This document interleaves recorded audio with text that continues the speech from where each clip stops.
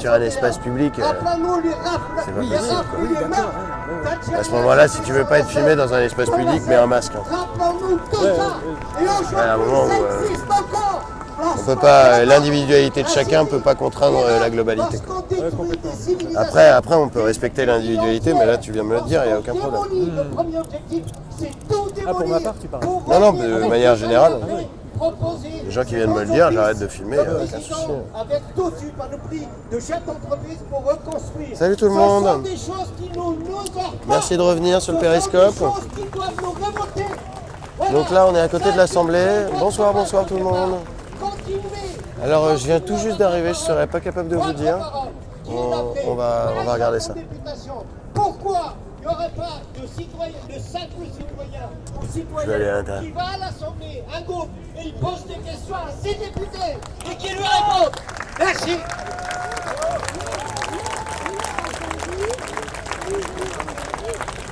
Là, ils m'applaudissent pas, non. C'est triste, hein. Il y a personne qui m'applaudit, je suis jaloux. Je prends une minute parce que quand on m'a posé des questions, j'aime bien répondre. Donc ça va être très bref. Premièrement, je ne suis pas députée professionnelle, je suis directrice de musée, je suis archéozoologue pour ceux qui savent ce que ça veut dire. Et je compte pas le rester trop longtemps parce que j'attends la relève. Bon.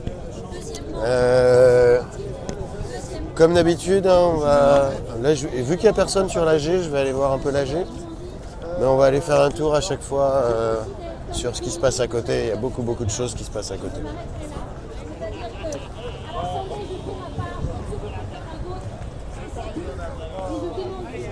Attendez, 2 petites secondes.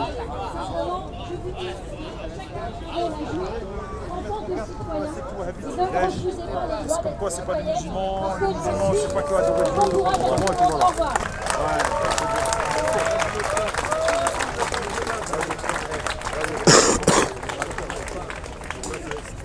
Ouais, alors voilà, il y a des gens assis, il y a des gens debout, hein, sinon tout le monde ne peut pas voir. C'est normal, bon, écoute, ok, donc on a viré Isabelle, parce que Isabelle ne devrait pas s'exprimer, mais Saïd va parler parce que Saïd a envie de parler. Donc Saïd, normalement, il y a 4 tours de parole avant toi. 4 tours de parole avant toi. Mais si vraiment tu insistes et que je peux pas faire autrement, je te donne la parole, mais après tu arrêtes. Alors s'il n'y a pas de souci, est-ce que tu peux t'asseoir au milieu des autres comme tout le monde? Tu es inscrit là, Saïd, tu es inscrit. Oui, eh ben, écris ton discours, mais pas avec mon petit cahier, parce que sinon je ne sais pas qui va parler. Est-ce que tu veux bien me laisser mon stylo? Est-ce que tu veux bien laisser cette assemblée avoir lieu, quoi? Alors c'est pas une manif, hein, c'est... Mais donnez-lui un stylo, parce que moi j'en ai besoin de mon stylo. Processus, on pourrait dire, la nuit debout. Un processus en marche. Bah, voilà, c'est bien. Ben, voilà. Bon, alors moi j'ai noté, enfin on a noté pour moi Thomas. Alors simplement avant de le faire, je dis, est-ce que quelqu'un voudrait faire ce que Hélène a fait là pendant 2 heures, c'est-à-dire modérer? Est-ce que quelqu'un veut venir? Moi j'ai déjà fait ça 2 ou 3 fois, non peut-être 2 fois. Donc est-ce que quelqu'un, voilà, bien. Merci, sympa, voilà.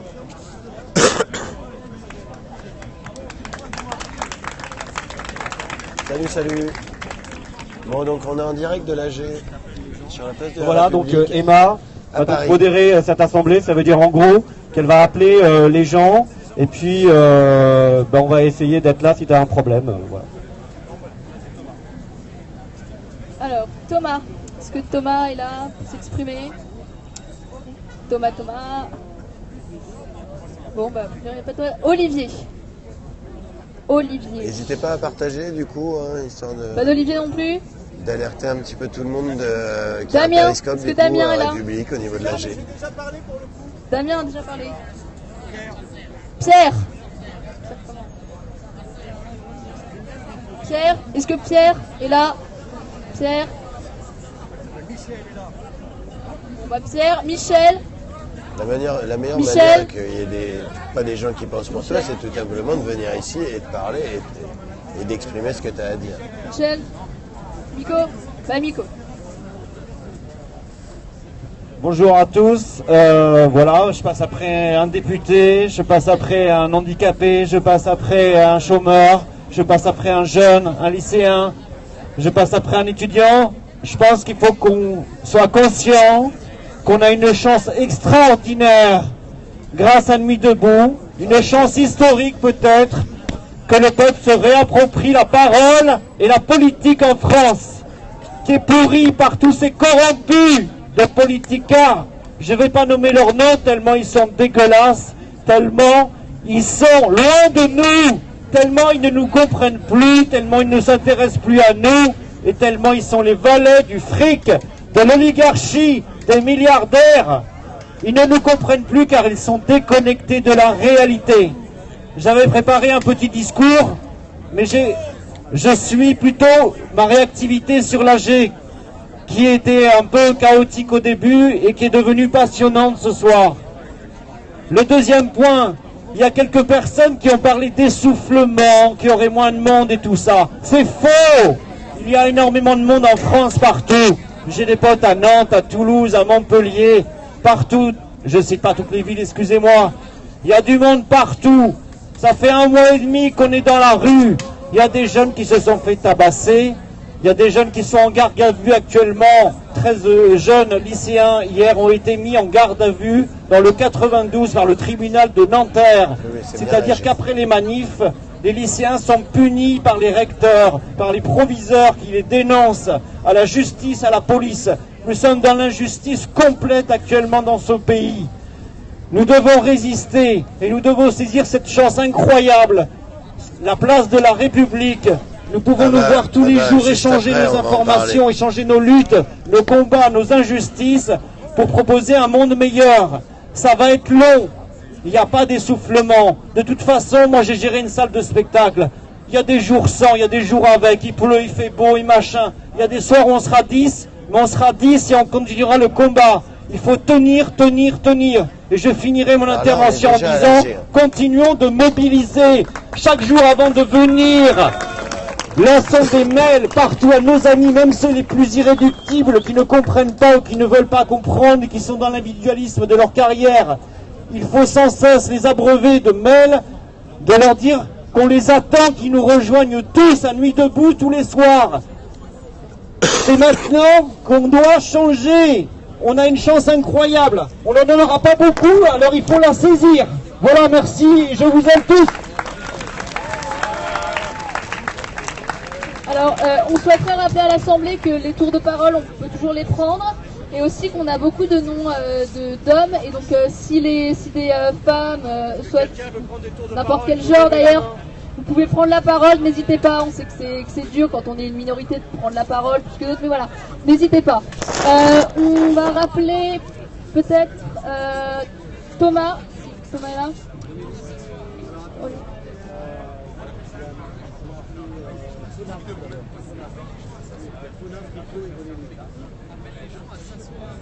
Ah oui, si les gens au fond pourraient s'asseoir s'il vous plaît pour laisser les gens derrière qui puissent écouter. Et si vous voulez pas vous asseoir, vous reculez.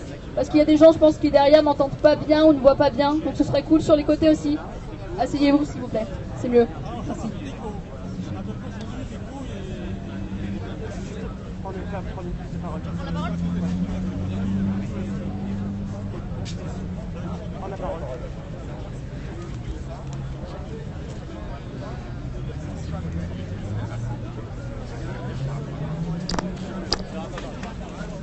Bon, alors on a à nouveau un problème. Donc il nous manque quelqu'un pour prendre les tours de parole parce que moi je fais la facilitation. Donc je vous explique la cuisine parce que la cuisine c'est la vôtre de cuisine en fait. Hein. Nous on est en train de cuisiner dans votre cuisine quoi. Vous êtes assis mais vous pouvez venir à la cuisine. Donc voilà, on a besoin de quelqu'un, au moins une voire 2 personnes pour prendre des tours de parole. Hein? Ben, elle prend des tours de parole, elle écrit le nom des gens. Qui lève la main, tu fais ça, super.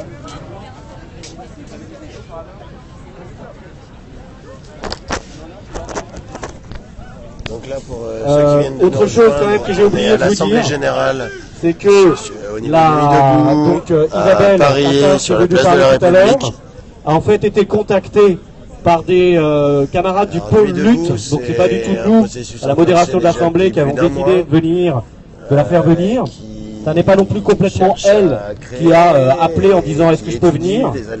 C'est des gens du pôle lutte qui ont dit bon ben voilà, nous on voudrait qu'il y ait des gens de l'Assemblée, de l'intérieur de l'Assemblée, qui sont contre la loi El Khomri, qui mènent un combat contre cette loi à l'Assemblée, et qui viennent, notamment parce qu'un certain nombre de séances de l'Assemblée ne sont pas publiques, qui viennent nous dire ce qui se passe à l'Assemblée. Voilà.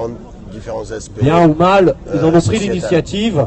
Et donc, c'est Isabelle Attard est la première à avoir été contactée ou avoir accepté, je ne sais pas, mais elle n'est pas la dernière.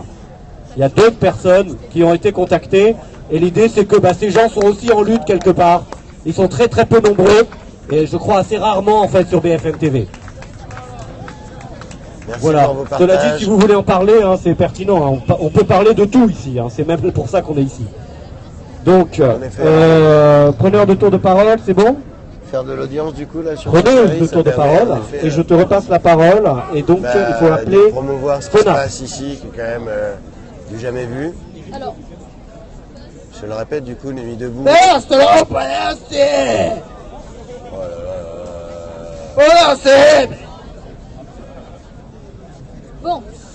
c'est intéressant. Rico? Rico. Rico alors. Oui, je vous informe pour ceux qui... Alors, René Louis, est-ce que René Louis est là? Gens, voilà. Et Fred se prépare. Vous pouvez vous-même bloquer les personnes que vous ne voulez plus lire, tout simplement. Comme ça, c'est très simple.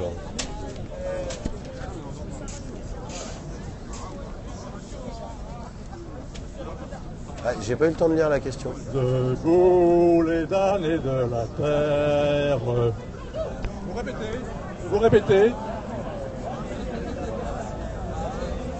Alors là, on a un chant. Debout les damnés de la terre. Debout les forçats de la faim. La raison tonne en son cratère. C'est l'éruption de la faim. Gilles, a priori, t'es pas jamais venu ici. Alors c'est très bien d'avoir des a priori, des clivages naturels. Mais pour parler de quelque chose, l'idéal c'est quand même d'avoir des éléments. Et pour ça, il faut venir ici.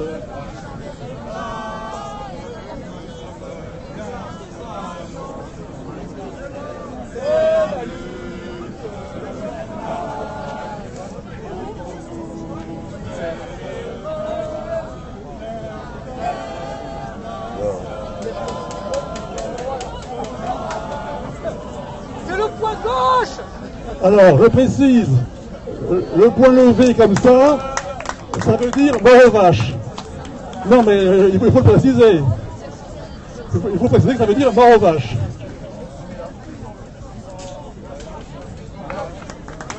Merci. Alors, Rico, on avait dit Rico. Merci l'évolution. Bonsoir à tous. En fait, je repasse encore une fois, cette conférence. Mais c'est toujours en même temps pour la même chose. C'est histoire de marteler les esprits, parce que je vois les jours avancent. Il y a des jours qui défilent. Je suis pas là pour gueuler, pour ceux qui m'ont déjà vu. Je suis pas là pour gueuler. Je vais pas gueuler aujourd'hui. J'en ai marre de gueuler. En plus, ça sert à rien. Enfin, ça sert quand ça sert, mais bon, bref.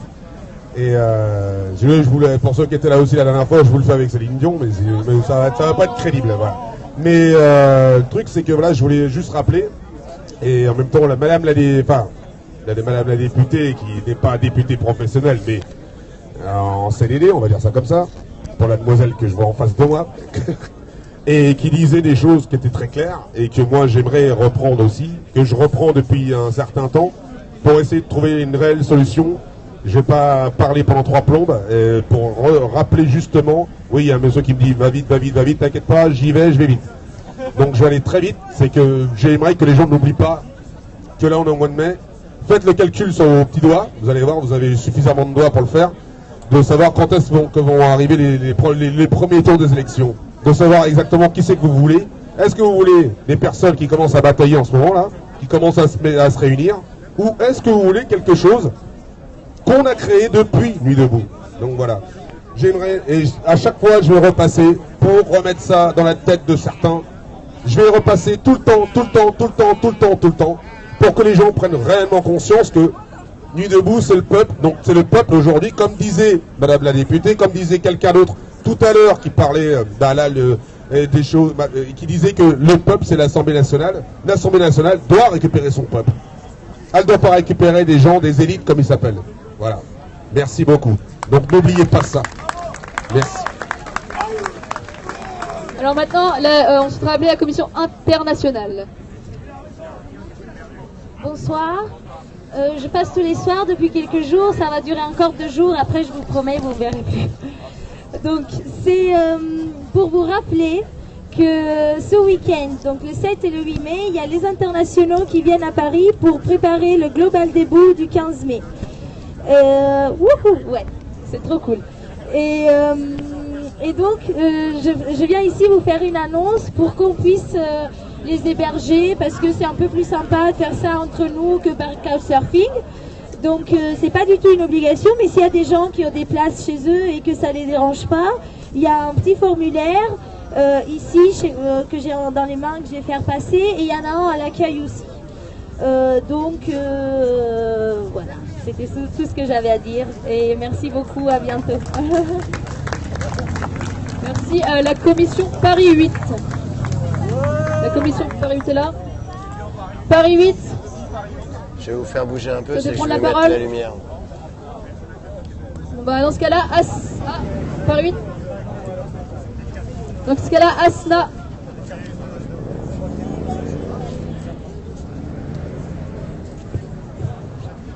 Bonsoir, monsieur, dame.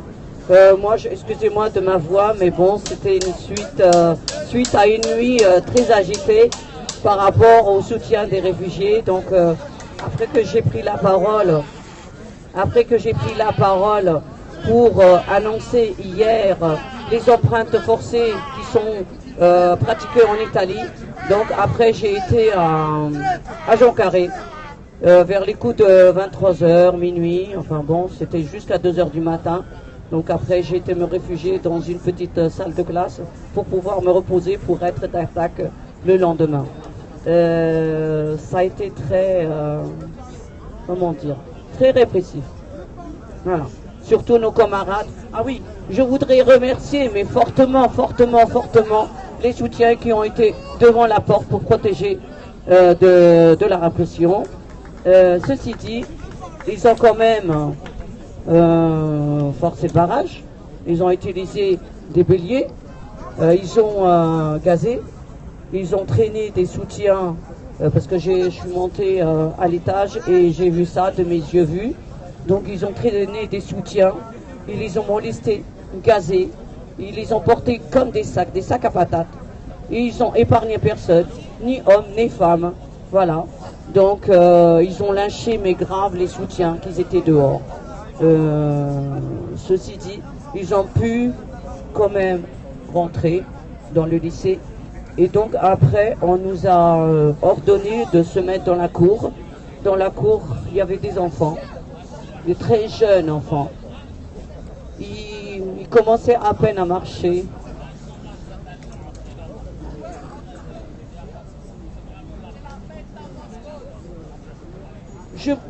S'il vous plaît, pourquoi, quand il y a un événement dans des écoles, ou quel que soit X, pourquoi on parle de cellules psychologiques? Mais là, ce matin, il n'y a pas eu de cellules psychologiques pour des jeunes enfants.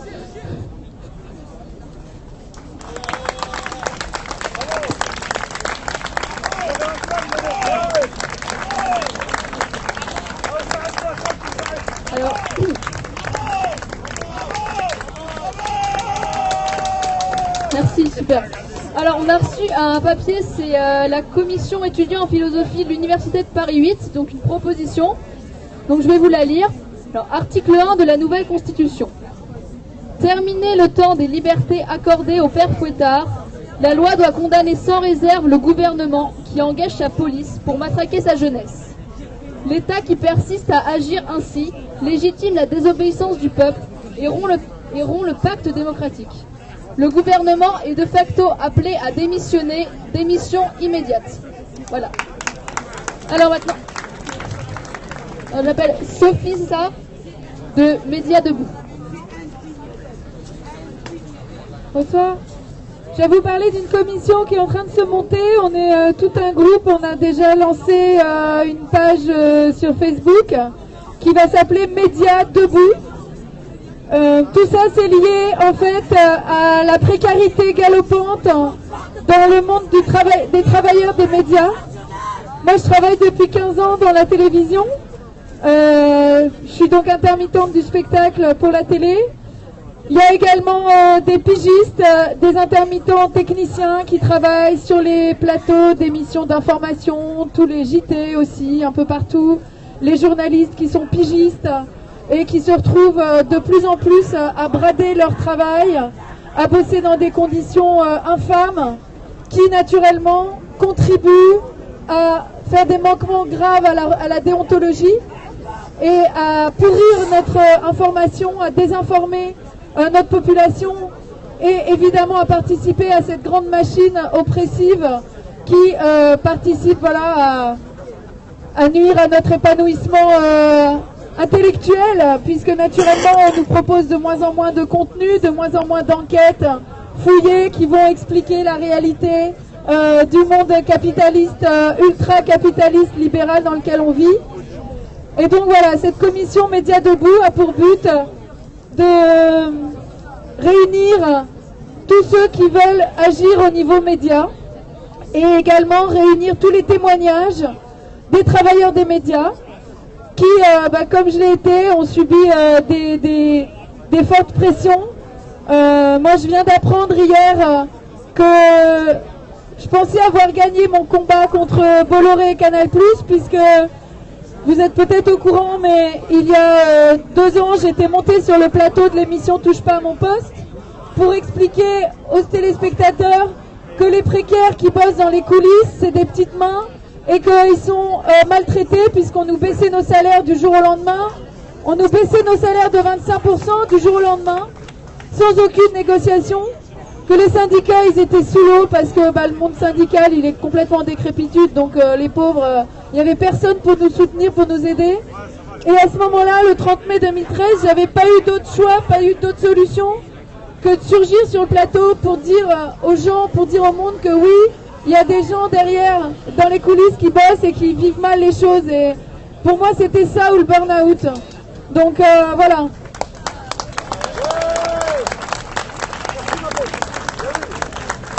Et suite à ça, évidemment, j'avais été blacklistée, j'ai été évincée des plannings de toutes les grosses émissions pour lesquelles je travaillais, puisque je travaillais pour Canal+, je travaillais sur plein d'émissions, pour Dimanche Plus, l'émission politique de Canal, pendant 5 ans. J'ai travaillé pour le magazine de la santé, enfin voilà. Et plein d'émissions ont arrêté de me faire travailler, puisque j'avais osé briser l'omerta et dire tout haut ce qui se passait dans les coulisses des médias. Et vous savez, sans doute, je ne vais pas vous l'apprendre, que les médias, c'est le 4e pouvoir. Les médias, c'est une puissance immense, puisque ça rentre tous les jours, au quotidien, dans les salons des gens, dans la tête des gens. Et naturellement, ça forge, ça déforme aussi les esprits. Et ça influence l'opinion publique. Donc ce pouvoir énorme, il faut absolument qu'on arrive à débattre de ça, à s'en ressaisir. D'où la commission Médias Debout. Donc je vous invite à venir... la retrouver demain. On va se réunir derrière Radio Debout et Télé Debout. Et il y a donc une page Facebook, Médias Debout. Il y a sur le wiki aussi, j'ai essayé d'inscrire la réunion, mais je suis pas encore hyper forte en wiki Nuit Debout. C'est un peu compliqué tous les outils numériques qu'on a. Voilà, en tous les cas, c'est pour vous annoncer ça. Et oui, j'ai pas fini du coup l'histoire de mon procès. En fait, je pensais avoir gagné mon procès contre Canal et je viens de recevoir une lettre de la Cour de cassation puisque Canal+ demande à casser la décision de justice qui m'avait rendu raison et qui avait en plus de me donner raison sur le fait qu'il était illégal de baisser les salaires des intermittents, la cour d'appel de Versailles avait légitimé mon action à l'antenne en disant que j'avais bien fait de prendre la parole sur l'émission d'Hanouna. Et ça, c'était une décision de justice énorme. Et là, le fait qu'ils aillent en cassation, évidemment, c'est casser la liberté, quoi, c'est casser la justice. Donc voilà, merci de votre soutien et retrouvons-nous à Média Debout. Alors, René Louis, est-ce que René Louis est là, qui souhaite prendre la parole? René Louis. René Louis? Non. Bon, pas de René Louis. Fred, dans ce cas-là. Fred.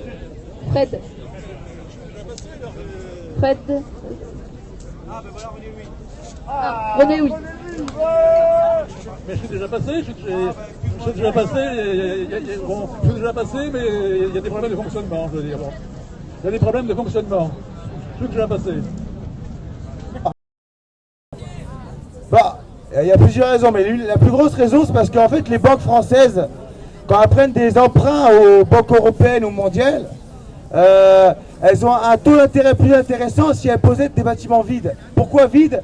Parce que comme ça, ils peuvent s'en délester tout de suite, sans problème de relogement de personnes, donc c'est rapide, il n'y a pas de problème. En fait, les banques, ils calculent quoi? Ils calculent que par rapport à ce qu'ils gagnent avec le taux d'intérêt, ils payent quasiment l'immeuble. Donc du coup, ils achètent un immeuble et un autre immeuble et un autre immeuble. Pourquoi je vous dis ça? Parce qu'à chaque fois qu'on fait des manifs, ça part en sucette, les flics nous bloquent, ils sont violents, et du coup, il y a un autre moyen de lutter, c'est l'occupation. Si on peut occuper plein de bâtiments vides qui appartiennent à des banques ou qui appartiennent à l'État, et même l'État se sert de ces bâtiments vides pour avoir des prêts à des taux plus intéressants. Donc s'il y a autant de gens dans la rue, si les loyers sont aussi chers à Paris, c'est parce qu'il y a ça qui se passe. Et c'est à nous aujourd'hui de pouvoir les changer. Donc le monde, il ne va pas changer tout seul. Il y a beaucoup de gens qui parlent d'une 6ème République. Moi, je veux une première démocratie. Et une première démocratie, ça se construit à tout le monde, à chaque jour. Quand on voit quelqu'un dans la rue qui a un problème, une personne âgée, quelqu'un qui fait la manche ou quoi, on peut tous s'unir et faire des choses. L'autre fois, j'ai parlé de prix libre, de créer des choses à prix libre pour pouvoir créer des actions autofinancées. Ça n'a pas eu trop de succès, je vois pas trop de prix libre. C'est à garder en tête le prix libre, vendre des choses en groupe pour nous-mêmes, pour en tirer des fonds, pour faire des actions ou pour pouvoir faire évoluer les choses. Donc voilà, donc moi ce que je propose c'est arrêtons les manifs et occupons tous les bâtiments, les postes, les mairies, les théâtres. Moi j'ai fait partie de l'occupation des théâtres là. En 3 jours, les intermittents du spectacle ils ont une gamme cause.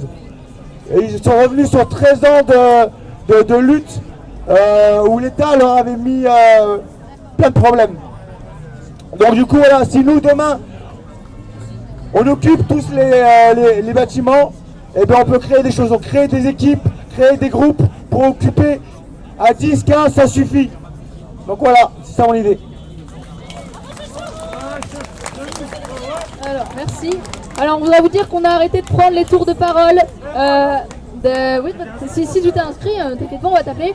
Parce que la préfecture ne nous autorise que jusqu'à 22h à avoir du son, donc on n'a plus le droit de se parler après 22h.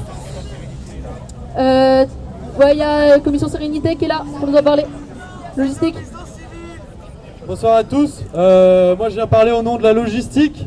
C'est simple, aujourd'hui, encore une fois, on a les flics qui sont venus nous voir et qui nous posent les règles du jeu. Si vous voulez plus qu'on joue selon les règles de jeu de la police, faut s'en donner les moyens.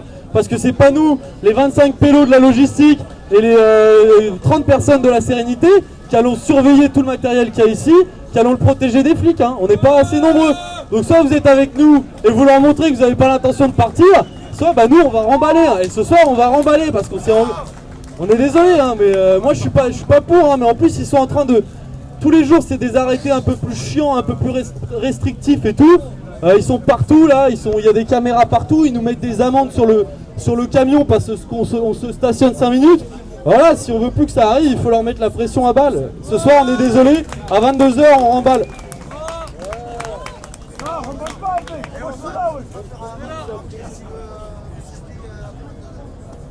Donc, encore une fois, ça ne veut pas dire que vous devez partir. Ça veut dire que le matériel doit partir. Bon, il y a des gens qui engagent leur responsabilité pénale au moment des déclarations en préfecture. Et on ne veut pas que ces copains, en fait, ils se retrouvent effectivement avec des grandes difficultés. C'est tout. Après, si nous sommes 3000 ou 5000 ici, eh ben, on pourra faire autrement et désobéir enfin. On a alors juste un petit message à passer. Alors a priori il y a un atelier corps des nœuds. Alors je sais pas par qui c'est organisé, mais du lundi au vendredi à 22h à côté du kiosque rouge. Donc voilà, si vous voulez apprendre à faire des cordes, des nœuds, c'est à partir de 22h. C'est vachement important. Genre si vous voulez accrocher des tentes, c'est super. Alors Léa, tout simplement en poussant l'AG à plus de 22h. Ce qui est alors, nouveau le décret pôle depuis quelques jours, puisqu'avant c'était pôle lutte. Et même encore avant, c'était bien après. Pôle lutte. Bonjour. Donc, on va vous faire le compte rendu de la réunion du pôle lutte debout qui vient de se tenir, avec comme premier point la question d'une caisse de grève, qui en fait a surgi comme une proposition concrète lors du débat du 28 avril, et que donc on réfléchit à mettre en œuvre. Bon, pour rappeler le principe, il s'agit d'aller recueillir de l'argent pour que quand des gens vont faire la grève, certains ont plus de mal, et ben ils peuvent les aider et financièrement à compenser la perte salariale que ça représente. Alors pour ça, évidemment, des caisses de grève locales sont évidemment possibles, mais on voudrait donner une impulsion nationale pour préparer les échéances, parce que vous n'êtes pas sans savoir que le 18 mai, les cheminots partent en grève reconductible, et dès le 16 mai, les camionneurs aussi, hein, les routiers. Donc en fait, c'est en train de prendre tout ça. Faut tenir et y croire, parce que ça finit peut-être par payer. Et donc, à propos de payer, donc demain à 17h30, on a rendez-vous à côté du kiosque rouge avec des syndicalistes des secteurs en lutte pour commencer à voir concrètement cette question de caisse de grève. Donc vous imaginez que ça engage des enjeux au niveau financier, au niveau de la confiance, au niveau d'un compte en banque. Donc en fait, je voudrais faire un sondage de l'Assemblée Générale, parce que quand même c'est plus sérieux pour parler ensuite avec des partenaires. Et la question précise, c'est donc est-ce que vous êtes d'accord que Nuit debout lance l'initiative d'une caisse de grève nationale pour tous ceux qui font la grève pour la loi travail, contre cette loi travail. Voilà. Donc si apparemment il n'y a peut-être même pas besoin de procédure, voilà. Mais s'il y a des gens qui sont contre et qui ont des précisions ou des vraies oppositions radicales, c'est le moment. Il n'y en a pas, donc voilà. Merci pour cette décision.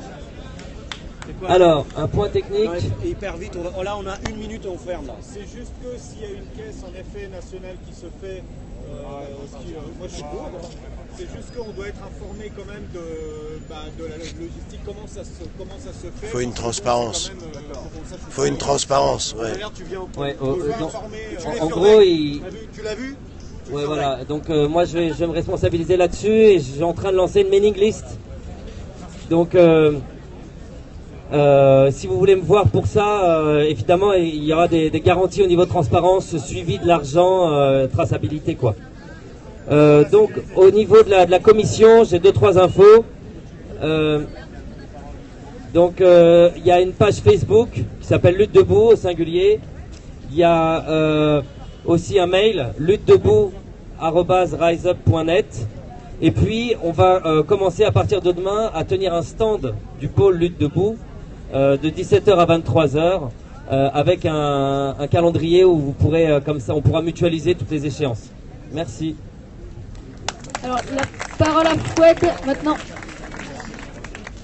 Bonsoir messieurs, dames, mes chers compatriotes. Donc voilà, je tenais à vous dire que j'espère que ça va changer, la France va beaucoup changer. Et puis j'ai une chose à dire qui me chagrine, que je dis à tout le monde. Comme le prophète Mohammed a dit, autour de l'islam, il y a 72 sectes. Donc moi je vais à la mosquée, on nous met en garde contre la secte wahhabite. Et donc ils ont carrément erroné la religion, ils sont vraiment ailleurs quoi. Et j'espère que Dieu protégera la France. Moi je suis franco-algérien et j'ai grandi en France. Voilà, et voilà, beaucoup de bonheur. Et vive les Françaises! Vive les Françaises! Ouais!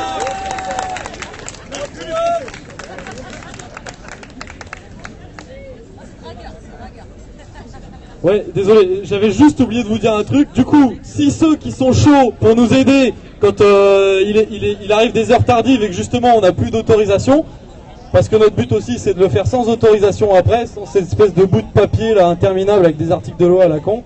Du coup, venez vous inscrire là, enfin ou nous dire que vous serez là demain. Demain, vous êtes là jusqu'à minuit ou plus tard, et du coup vous venez nous voir et on verra à peu près combien on sera demain. Allez, à demain. Venez à la commission sérénité. Voilà. Donc, en fait, on peut continuer l'assemblée, mais vous continuez à la crier, ou vous continuez en petits groupes. Les indignés en Espagne faisaient ça souvent, donc on peut le faire. Voilà. On se retrouve demain à 18h, 19h. Merci. Merci.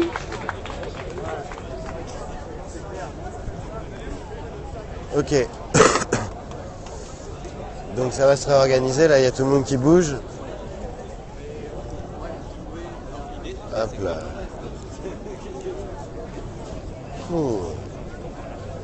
Bon, comment vous allez là? Ouais, il y a du monde, ouais. Ouais, il y a du monde, c'est agréable là, de voir justement que justement le mouvement s'essouffle pas du tout en fait. Hein. C'est rentré dans les habitudes maintenant de beaucoup de gens. Et étant donné qu'on ne peut pas tous être là tous les jours, tous les soirs, parce que évidemment, hein, à partir du moment où ça s'inscrit sur le long terme, c'est plus du tout la même manière. Il y a une mutation, hein, de l'occupation qui se fait, mais malgré tout, il y a un renouvellement perpétuel. Et c'est beau à voir. Ça veut dire qu'il y a beaucoup plus de monde qu'il y a sur la place qui est réellement motivé et mobilisé. Puisque c'est pas toujours les mêmes personnes, loin de là, qui sont là chaque soir.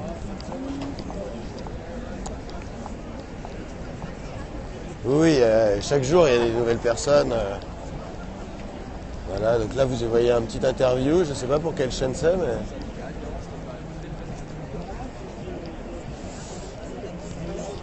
Voilou. Bon, malheureusement, je suis encore un petit peu malade. J'ai un peu une barre à la tête. Je pense que je vais pas rester hyper longtemps.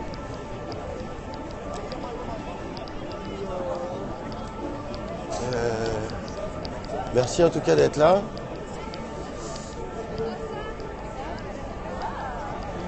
Les médias de masse, c'est vraiment... globalement sur la place là, ils sont pas ou peu là. En général, ils sont là pour le sensationnel. Hein. Donc c'est là où Periscope est hyper important. C'est d'ailleurs, j'en parlais là avec quelqu'un. C'est vrai que là, au niveau, là, moi, je parle de mon expérience par rapport à vous justement, par rapport à vous qui me suivez. Là, pour donner un petit ordre d'idée, tout à l'heure, là, j'ai filmé 2h20. Il y a eu 13 jours et 20 heures de rediff, quand même un truc de dingue, avec juste 150 personnes en moyenne sur le direct, ce qui veut dire que les gens restent longtemps sur des sujets de fond. Malheureusement, vous qui restez longtemps sur mes périscopes, et ça c'est super, il y a un réflexe du partage et du following au niveau des périscopes qui est un peu moins présent que justement sur le sensationnel quand ça pète, etc. Ce qui est un peu dommage puisque justement si on veut généraliser cette médiatisation des sujets de fond, partageons, invitons et parlons-en, pas très français ça, et parlez-en aussi autour de vous afin de démocratiser Periscope parce que c'est vraiment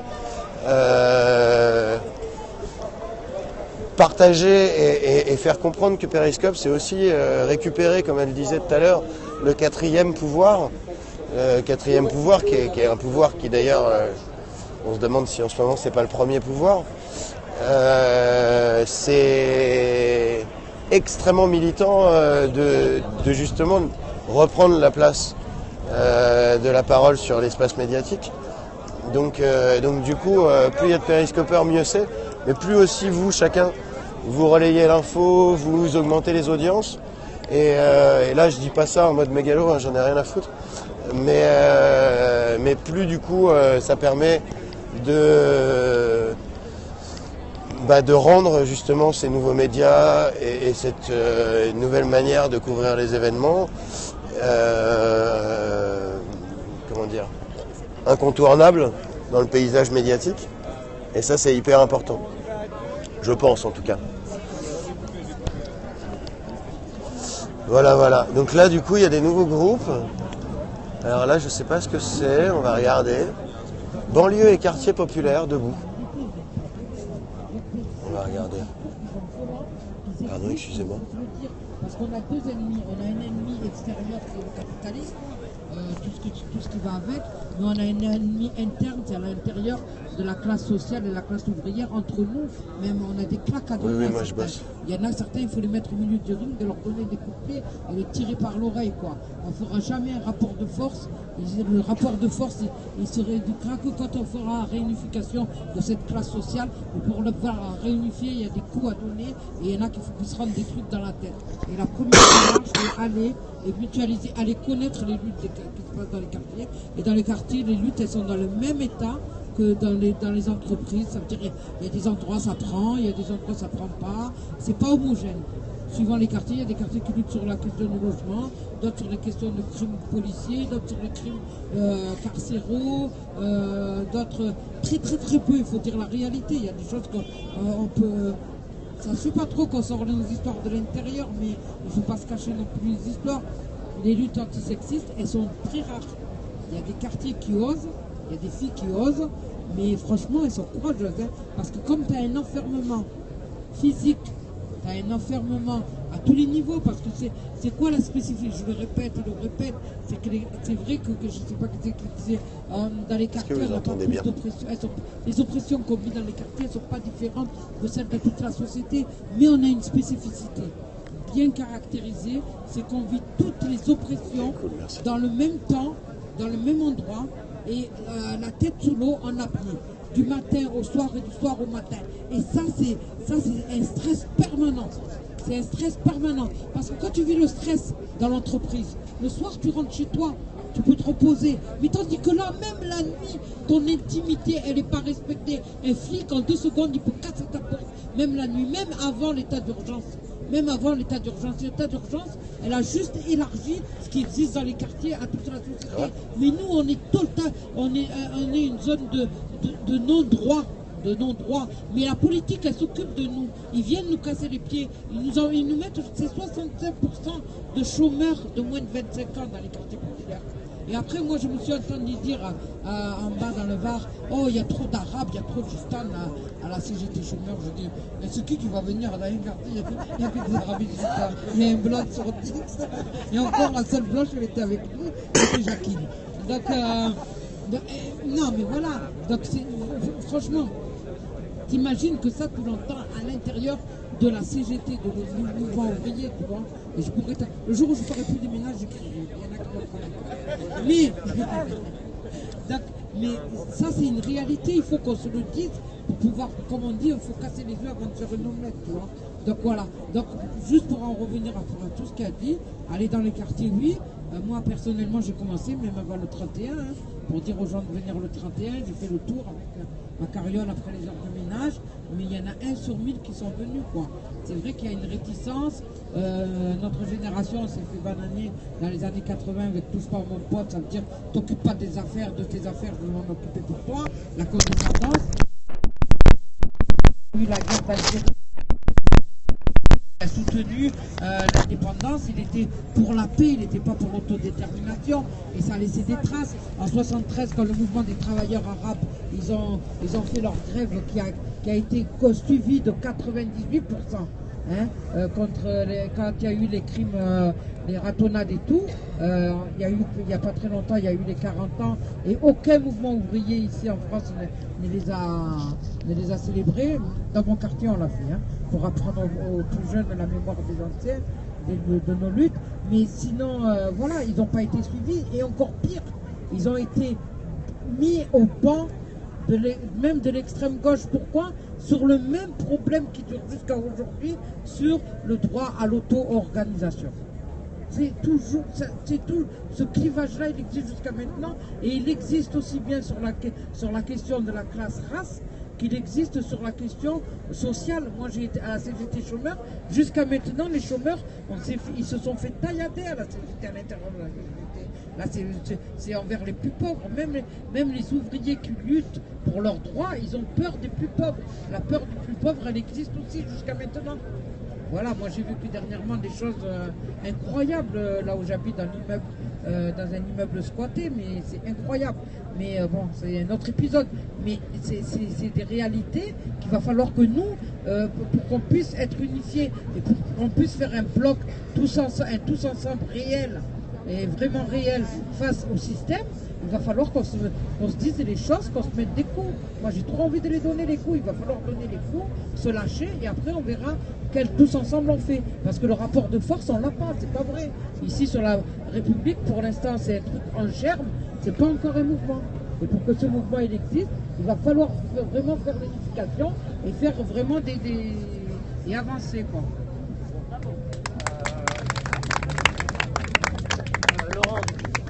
Laurent.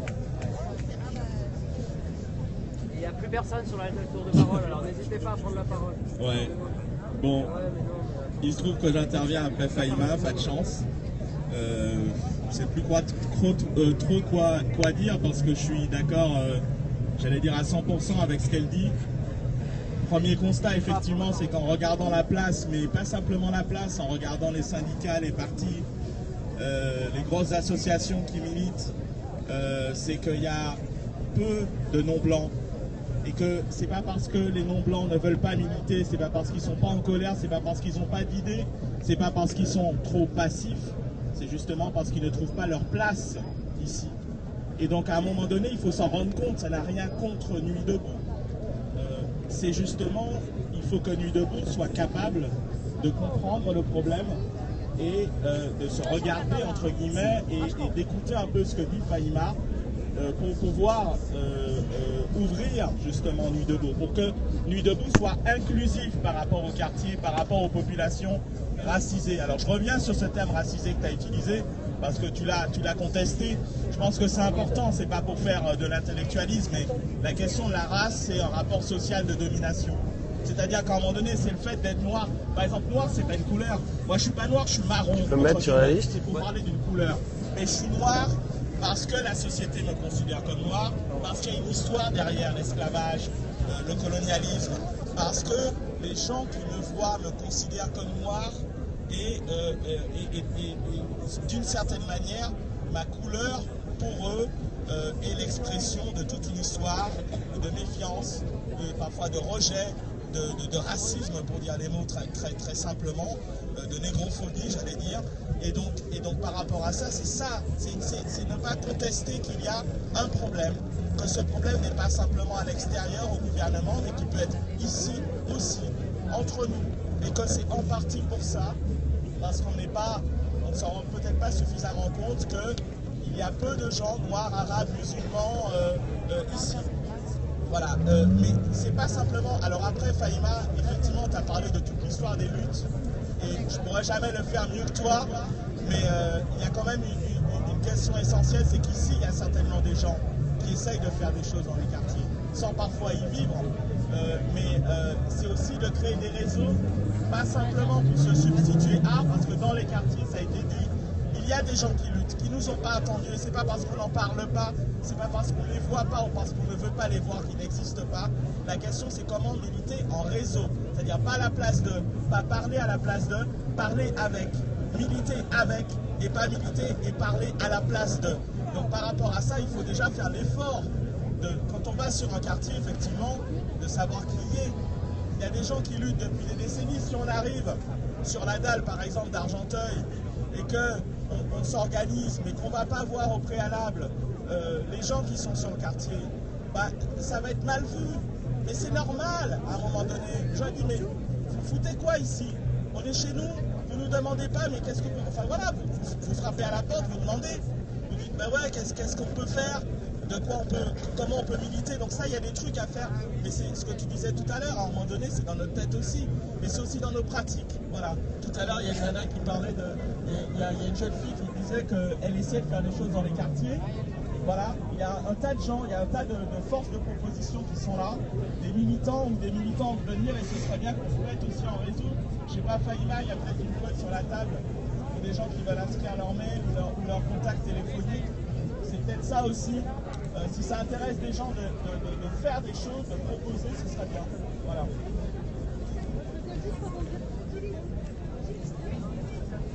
C'est moi qui parlais tout à l'heure là de mon travail sur un quartier de Gennevilliers. Moi, je veux bien que vous veniez frapper à la porte. Bah, ça, c'est hyper intéressant. Et après, ouais, je vous appelle. Voilà, organiser une nuit debout, c'est le métro Gabriel-Péri. Évidemment qu'il faut que ce soit facilité par une personne qui travaille depuis un certain temps, qui connaît bien les gens. Moi je ne connais pas tout le monde, mais voilà, ça fait 6 ans que je travaille au même endroit et c'est sûr que voilà, il y a un rapport de confiance qui s'est mis en place. Et donc voilà, ça peut être facilitateur. Parce que c'est vrai que voilà, pour moi c'est compliqué de proposer aux gens de venir ici quand une bonne partie, enfin oui, une partie. Il y en a de D'accord, oui, c'est super, mais moi, les gens avec lesquels je travaille, ils viennent pas, je peux vous dire. Enfin, ils ont besoin d'être accompagnés. Enfin, voilà, ils ont besoin d'être. Voilà, donc, c'est ceux avec lesquels je travaille. Il y en a des qui viennent. D'accord. Il y en a dire, il y a accompagné. Moi, je vous parle juste des personnes que je connais par mon travail. Donc, des gens à qui j'enseigne le français, qui ont entre 20 et 60 ans, qui sont en France parfois depuis 30 ans et parfois depuis 3 mois, des hommes, des femmes, il y a 50% d'hommes, 50% de femmes. L'essentiel d'entre eux travaillent ou souhaitent travailler. Voilà, je vous parle de ceux que je connais, ça représente quelques centaines de personnes. Et c'est vrai que j'aimerais beaucoup plus les associer dans ce type de mouvement qui évidemment les concerne énormément. Et pour ça, c'est sûr que c'est un énorme travail de fond. C'est voilà, c'est réfléchir ensemble, c'est donner des idées, c'est accompagner. En fait, c'est un gros boulot d'accompagnement, pas nécessairement physique, hein, même si certains d'entre eux, on va les accompagner très concrètement à la maison de la justice et du droit pour leur montrer, voilà, qui fait quoi, quel jour, à quelle heure, etc. Mais c'est aussi beaucoup un boulot d'accompagnement, de réflexion, parce qu'en effet, quand on est dans l'urgence, quand on passe sa journée à chercher un logement, chercher un boulot, essayer d'accompagner ses enfants dans leur scolarité qui est complexe, où tout est informatisé, etc., en effet, on n'a pas beaucoup de temps parfois pour réfléchir, pour lire le monde diplomatique. Vous regardez déjà autour de vous le nombre de personnes qui lisent ce type de médias indépendants. Déjà parmi les profs, vous regarderez dans les salles de profs, des mondes diplomatiques, il n'y en a pas. Hein. Il y a des journaux gratuits, point. Enfin, donc voilà, ce que je veux dire, c'est que ce boulot d'accompagnement, il est énorme. Moi, je l'appelle un peu 4 heures par semaine, 2 fois 2 heures. Voilà, de transmettre un peu des clés pour moins se faire avoir par le système, hein, grosso modo, c'est un peu ça. Et puis pour accéder à ses droits. Et bon, voilà, mais en tout cas, pardon, je m'étends un peu. Je voulais dire que s'il y a des personnes qui sont prêtes à aller sur ces quartiers, en l'occurrence, pour tchatcher, pour mettre de la vie, enfin une autre forme de vie, parce que comme vous disiez, il y en a énormément de la vie et on a beaucoup de leçons à prendre de ce qu'on peut observer sur ces quartiers, c'est clair, en termes de solidarité entre individus, c'est clair. Voilà, donc moi je m'appelle Jeanne et je travaille donc au métro Gabriel-Péri. S'il y a des gens qui sont prêts, moi je veux bien vous donner mon adresse mail. Et puis voilà, vous me recontactez. Voilà. Moi je pense qu'en effet c'est essentiel de peut-être faire des nuits debout hors place de la République, parce que moi les gens, je ne peux pas leur dire, enfin beaucoup d'entre eux, je ne peux pas me permettre de leur dire venez écouter, participer aux assemblées générales, c'est pas possible. Quand on n'a pas de papier, voilà. Donc voilà. Alors attendez, il y a un point technique, vas-y. Marianne. Je voulais juste vous dire, ceux qui veulent l'adresse mail de la commission, il est sur ce papier-là. Et sinon, on en a un autre avec toutes les nuits debout de cette semaine. Marianne, il y a un point technique, tu peux lui passer le micro.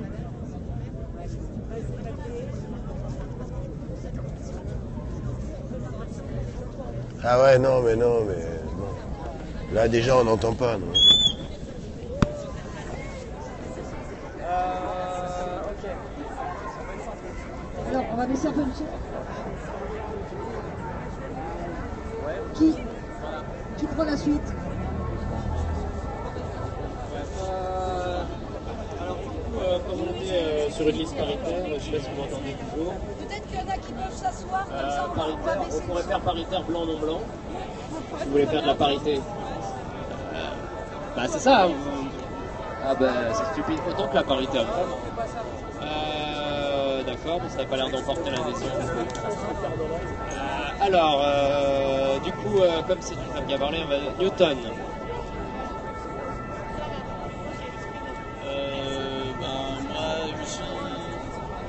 Moi, je suis étudiant en mécanique, en licence de physique.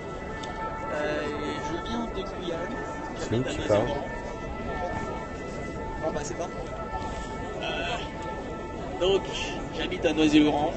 Je viens de Guyane. Et il y a deux trucs que j'aimerais dire en fait. Je vais rebondir sur le fait que non, on n'est pas un mouvement. La Nuit debout n'est pas un mouvement. Parce que la Nuit debout n'est pas représentative du peuple, ne serait-ce qu'à Paris. En tout cas à Paris, je veux dire. Parce que voilà, à Noisy-le-Grand, quand je me promène dans les rues, quand je vais à la fac, je suis allé à la fac à Créteil, je regarde ma classe, je fais du parcours, je suis un traceur, je regarde les gens avec qui je fais du parcours et la communauté, les différentes communautés qui se mélangent dans ces différents endroits, ça n'a rien à voir avec ce que je vois ici. Je vois juste que c'est une seule partie de la population qui s'est investie dans ce mouvement. Et je pense que oui, c'est avant qu'on soit vraiment un mouvement qui puisse faire quelque chose, qui puisse représenter le peuple, il faudrait qu'il y ait tout ce peuple qui soit dans ça. Voilà. Et sinon, à propos du racisme, c'est quelque chose que je comprends assez mal parce que je viens de Guyane. Et qu'en Guyane, les racisés, ce sont les Blancs. Justement. C'est eux qui vont... D'ailleurs, je considère que les Guyanais sont assez racistes par rapport à ça. Envers les Blancs, particulièrement, mais aussi envers les différentes communautés caribéennes et brésiliennes, machin. C'est assez... Mais on se rend vraiment pas compte parce que, en fait... on est une communauté très cosmopolite, je dirais même plus qu'à Paris, parce que on est guyanais, mais guyanais ça veut dire que on a un grand-père qui peut être indien, qui peut être brésilien, qui peut être barbadien, Saint-Lucien, etc. Et du coup c'est quelque chose qui fait assez peur quand on vient en France, parce qu'on parle de racisme alors que nous on le connaît pas vraiment. Le racisme qu'on connaît, ce sera plus des blagues et des moqueries sur la façon de danser et ce genre de trucs. Donc voilà, je pense que le plus important, c'est réussir à rallier une communauté qui représente vraiment le peuple. En tout cas, République, quelque chose qui représente Paris. Et pour l'instant, c'est pas le cas. Donc avant d'aller plus loin, c'est assez compliqué. Alors, du coup, Nathalie et ensuite Romain. Alors, moi, c'est juste une petite anecdote, en fait, parce que justement, je travaille à Mantes-la-Jolie. Je suis vraiment arrivée là en tant qu'autodidacte, parce que je ne suis pas éducatrice, je suis venue plutôt en tant qu'artiste, humblement, on va dire. Et ouais, c'est vrai, j'ai pris une claque, j'ai découvert des gens, voilà, oui, c'est vrai, on est aussi dans une certaine acculturation, il faut le dire, il y a deux mondes, J'ai déjà vu cette séparation-là aussi entre deux mondes. Il n'y a pas que les cités d'un côté et Paris, par exemple, de l'autre. J'ai aussi vu, par exemple, le monde des SDF. Personne s'en occupe. Hein. Quand on écoute un SDF qui parle, il y a autant de différences que... Enfin, voilà, il y a des barrières, il y a des fossés dans la société. Un mec qui vit dans la rue, il vit son truc aussi. Il n'y a pas que le gars qui va en banlieue. Il y a beaucoup de gens mis à l'écart dans cette société.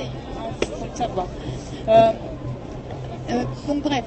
Ce que je voulais dire par là et qui peut être très important, c'est qu'en effet, il y a des fossés qui se sont creusés parce que justement, il y a eu des cris, des choses, des colères qui n'ont jamais été entendues. Et c'est vrai, elles ont même été dénigrées. Et ça, je suis tout à fait d'accord. Elles ont été dénigrées, ignorées. Il n'y a aucun problème là-dessus. Je les reconnais, ces colères-là. Je les entends tous les jours, je peux te dire. Et d'un autre côté, donc c'est une petite anecdote. Moi, quand je fais des stages, etc., pas toujours, mais ça arrive souvent. Les jeunes, ils me disent, mais madame, vous êtes française. Parce qu'ils ne comprennent pas, en fait, qu'un dialogue peut exister avec quelqu'un qui est français. Alors, il y a une petite question peut-être, enfin, je sais pas, il faut peut-être réfléchir à cette question quand même là. Moi, ça m'a surpris quand on m'a demandé. Ça peut faire rire comme ça, mais c'est pas drôle du tout, en fait. Avec des origines espagnoles ou... Voilà, j'ai dit non, pas du tout, quoi. Je suis française. Et là, il me regardait avec des gros yeux. Donc pour que le fossé soit creusé à ce point-là, c'est quand même qu'il y a un problème. Voilà, c'est juste une petite anecdote, mais pour moi, ça n'a pas été dit qu'une fois. Ça revient souvent. Donc c'est qu'il y a un souci quelque part. Voilà. Et Romain ? Moi, je voulais faire part d'une petite expérience là, que j'ai eue là sur Periscope. Du coup, je filme tout ce qui se passe sur la place de la Répu afin de relayer un petit peu, voilà. Et régulièrement sur les textes, il y avait marqué libérer la crime, libérer la crime. Au départ, je savais pas du tout ce que c'était. Et puis je suis allé me renseigner. Alors c'est vrai que, alors je connais pas hyper bien le sujet, hein, je suis allé me voir. Et j'ai regardé les interviews de la crime. Et j'ai trouvé ça assez intéressant en fait. Même parce qu'il est condamné, il est en prison, il a fait des trucs a priori absolument horribles. Je suis pas en train de légitimer ce qu'il a fait. Mais par contre, moi, ça m'a fait montrer aussi un décalage au niveau de la banlieue, des banlieues chaudes en tout cas, sur le fait que de toute façon, la représentativité au niveau des pouvoirs publics non seulement n'existe plus, mais il y a un désaveu général qui est plus que profond. Et que à partir du moment où on n'a rien et on veut rien nous donner, la seule manière à un moment c'est de le prendre, et la violence du coup elle est plus, enfin même si on peut pas, c'est un débat qui est extrêmement compliqué, mais en tout cas ça se comprend. Et du coup par rapport à ça, le rapport à la violence dans les banlieues et le fait que justement par rapport à Nuit debout, ce côté, c'est un rassemblement de petits bourgeois, gauchos, bobos, etc. Et qui en effet ne fait pas la représentativité globale de la France. C'est aussi comment lutter sur cette désillusion générale, cette violence et cet isolement qui est bien réel dans les banlieues. Et aussi, et là c'est plus une question, alors déjà d'avoir des infos sur la question, enfin sur le sujet, et derrière d'avoir, et là par rapport à Periscope, je trouve que c'est aussi important, des témoignages, parce que les médias font pas leur taf, et c'est bien beau de parler entre nous à tous les niveaux, hein, que ce soit dans les banlieues ou ailleurs, et de parler entre gens qui sont d'accord, mais de relayer l'info au niveau des discussions plus intimes, où justement ce qui nous touche à cœur, sur pourquoi on en est arrivé là, quoi, et comment réunir, comment comprendre afin de mieux réunir. Voilà. Alors, du coup, fais l'idée, puisqu'on va faire paritaire. Je souhaiterais être filmé sur Periscope. C'est totalement noir. D'accord. Oui, donc on a beaucoup entendu, encore une fois, deux personnes, je suis désolée, c'est descriptif, blanches s'exprimer sur leurs anecdotes, alors que ce qui devrait nous intéresser ici quand même, c'est les populations majoritaires qui ont été confinées depuis décennies dans les quartiers populaires, dans les banlieues, donc à savoir des personnes racisées. J'emploie le terme qui est un terme de sociologie. On n'a pas parlé non plus du racisme systémique qui est structurel. Bien sûr, c'est quelque chose qui est toujours relégué sous le tapis, puisque c'est un sujet qui est accusé d'être, de créer la division, de nuire à l'universalisme, etc., etc. Comme quand il y a eu une marche pour l'égalité, notamment, banlieue et quartier qui a été populaire accusée de tous les mots, alors que c'est simplement, comme le disait la dame tout à l'heure, l'autodétermination, déjà, le droit à se réunir entre personnes prioritairement concernées par des oppressions systémiques. Il faut savoir que les personnes blanches ont le privilège de ne pas se considérer comme telles, puisque le blanc est la norme par défaut dans cette société, en tout cas ici en France métropolitaine, alors que nous, dès notre naissance, on nous fait bien comprendre que nous sommes des personnes donc racisées, supposées inférieures, et en plus quand on est une femme, il y a le critère sexiste du genre qui s'ajoute. Donc je vous laisse imaginer tous les critères discriminants qui s'ajoutent, que ce soit à l'emploi, que ce soit oui, l'emploi est un très bon niveau, un très bon indicateur. Par exemple, vous habitez trop loin, plus toutes les raisons, voilà. Alors après, quand on dénonce le racisme, évidemment, oui, mais est-ce que tu es sûr? Est-ce que ce n'est pas de la paranoïa? Est-ce que, voilà, donc est-ce que tu as des preuves? Bien sûr. Donc, est-ce que quelque chose de concret, mais qui est impalpable, peut forcément se prouver? La question se pose aussi sur les viols. Excusez-moi de la digression. Donc il y a tous ces facteurs-là qui s'accumulent, et ensuite on entend un discours un petit peu avec des relents de paternalisme néocolonial. Oui, il faut accompagner ces personnes, il faut les prendre sous notre aile, il faut faire ci, il faut faire ça pour ces personnes, comme si nous n'étions pas capables de faire des études, comme si nous étions tous des illettrés, incultes et ignares, comme si nous étions tous et toutes des personnes absolument dépourvues de capacités intellectuelles. Je passe aussi sur le rapport à l'animalisation constante qui nous est renvoyée à la figure quand on est une jeune femme ou un jeune homme de banlieue. Les contrôles aux faciès, on peut aussi en parler. Les violences policières, on peut aussi en parler, puisqu'on est encore une fois prioritairement ciblé par la violence récurrente dans un état qui est de plus en plus répressif. Et donc au niveau de la police, bon, là j'ai parlé de l'emploi, je peux aussi parler du logement. Bon, on a par exemple, on a un nom français, donc ça va, on a un nom britannique, donc ça va. Par contre, on arrive, voilà, pas d'accent au téléphone, on arrive, et donc, là, tout de suite, le logement est loué, par exemple. Voici des expériences concrètes qui peuvent se démultiplier par des centaines, des milliers, voilà, je ne vais pas exagérer. De cas, d'exemples concrets de personnes, encore une fois, qui vivent en banlieue. On peut aussi parler des femmes, par exemple, familles monoparentales, qui sont encore plus acculées à devoir prendre des emplois multiples. Voilà, enfin il y a plein de thématiques.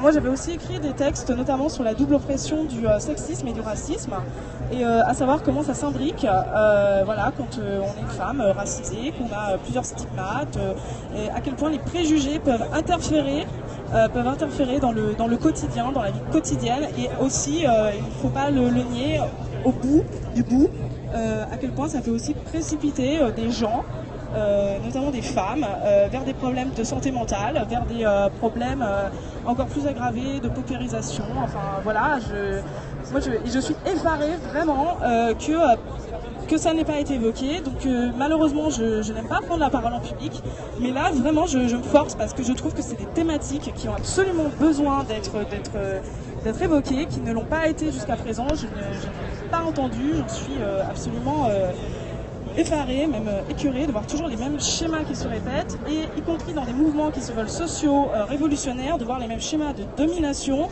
de dominants-dominés qui se recyclent, qui occurrent encore, voilà, et avec genre, classe, race, je vous renvoie à Angela Davis, je vous renvoie à Keep Burning Crate Show, voilà, c'est pas compliqué, c'est traduit, c'est sur Google, voilà, il y a plein de choses, de lectures comme ça à faire, et il n'y a pas besoin d'une agrégation sociaux, c'est très accessible pour vraiment avoir, en plus de nos témoignages, des notions concrètes de ce que c'est la racialisation, voilà, d'État au quotidien, de par les vécus. Voilà, au-delà d'une expérience qui fait, moi, me fait penser un petit peu à des visiteurs dans un zoo. Voilà, alors on y va en tant que personne extérieure, et puis on y va faire notre boulot, et puis ces personnes là, machin. Bon, voilà, non, on n'est pas dans un zoo. Des fois on se demande, quand on voit les configurations, ne serait-ce que architecturales des cités notamment, encore une fois, comment sont perçus les habitants et habitantes des quartiers. Voilà, je pense que là j'ai à peu près lâché tout ce que j'avais à dire, qui m'est passé par la tête. C'est pas très rassemblé, c'est pas très concis, mais voilà, il fallait vraiment que ça soit dit, je pense. Voilà. Bien plus souvent.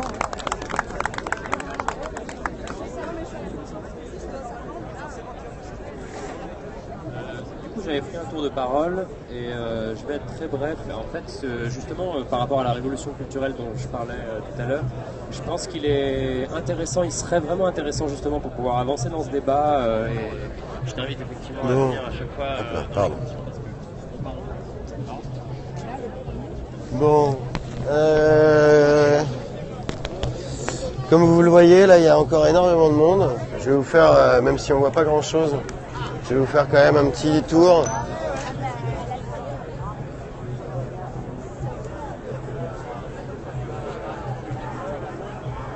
Voilà. Donc la mobilisation est bien présente. Malgré du coup l'arrêt par les forces de l'ordre de l'AG. Voilà.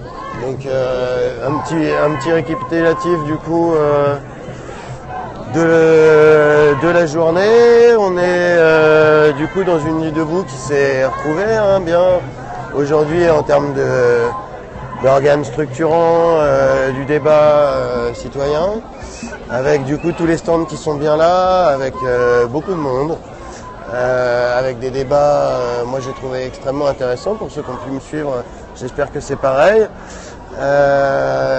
Voilà, beaucoup de choses qui se font. Et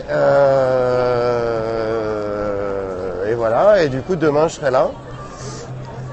Et donc n'hésitez pas à suivre le flux aussi. C'est pas si vous voulez être averti demain en tout cas de ma présence sur la place. Du coup je le rappelle, moi même si là j'ai suivi l'AG parce que justement il n'y avait personne, globalement étant donné qu'il y a les périscopes sur les points centraux, j'ai tendance à aller du coup plus dans les petits groupes, dans les commissions, voire même à un moment si vous m'avez suivi, carrément d'aller discuter tout simplement parce que c'est un processus mis debout qui est assez complexe à médiatiser. Periscope nous offre du coup la possibilité justement d'aller au cœur des discussions, au cœur de ce qu'est justement cette identité et cette volonté commune. Donc voilà. Merci d'avoir suivi. Et puis à demain. Bonne soirée.